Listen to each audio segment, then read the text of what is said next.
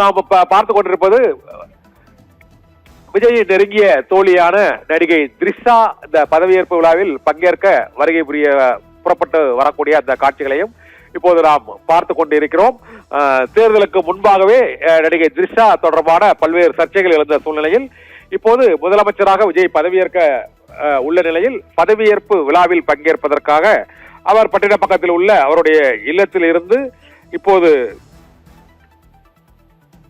அவர் பதவியேற்பு விழா நடைபெறும் நேரு உள் விளையாட்டு அரங்கத்திற்கு சென்று கொண்டிருக்கிறார். அந்த காட்சிகளையும் இப்போது நாம் பார்த்து கொண்டிருக்கிறோம். இந்த பதவியேற்பு விழாவில் பங்கேற்பதற்காக டெல்லியிலிருந்து ராகுல் காந்தி இங்கு சென்னைக்கு இப்போது தனி விமானத்தில் புறப்பட்டு வந்து கொண்டிருக்கிறார். இப்போது நாம் இந்த விஜயின் அந்த வாகன அணிவகுப்பை இப்போது நாம் பார்த்து கொண்டிருக்கிறோம். இப்போது ராகுல் காந்தி சென்னைக்கு வருகை புரிந்திருக்கிறார். அவருடைய தனி விமானம் சென்னை விமான நிலையத்தில் இறங்கி இருக்கிறது.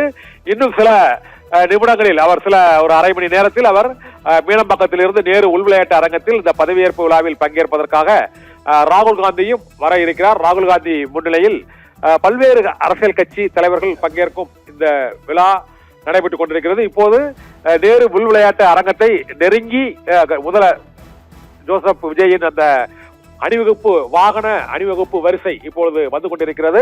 இன்னும் சில நிமிடங்களில் அவர் நேரு உள் விளையாட்டு அரங்க பதவியேற்பு விழா மேடைக்கு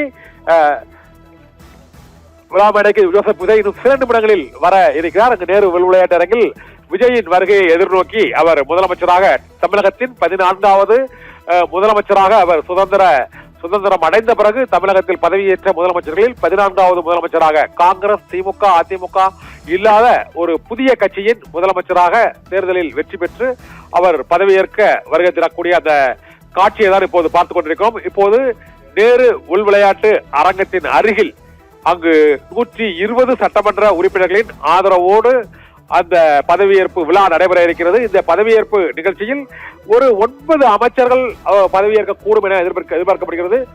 கூட்டணி கட்சிகளைச் சேர்ந்த தலைவர்களும் மற்றும் கூட்டணி காங்கிரஸ் கட்சியை சேர்ந்தவர்களுக்கு இந்த முதல் நாளிலேயே இந்த பதவியேற்பு அவருக்கு அமைச்சர் பதவி வழங்கப்படுமா, காங்கிரஸ் கட்சியை சேர்ந்தவர்களுக்கு 2 அமைச்சர்கள் வரை வழங்கப்படக்கூடும் என எதிர்பார்க்கப்படுகிறது.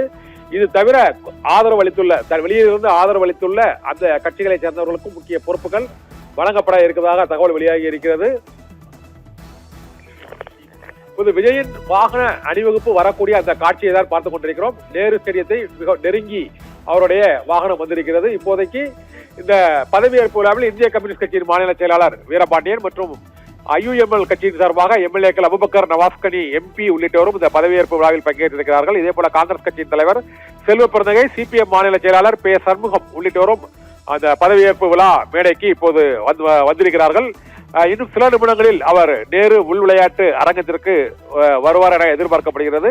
இப்போது நேரு உள் விளையாட்டு அரங்கில் அங்கு குழுமியுள்ளவர்கள் அளிக்கக்கூடிய அந்த பேட்டியை நாம் இப்போது பார்க்கலாம்.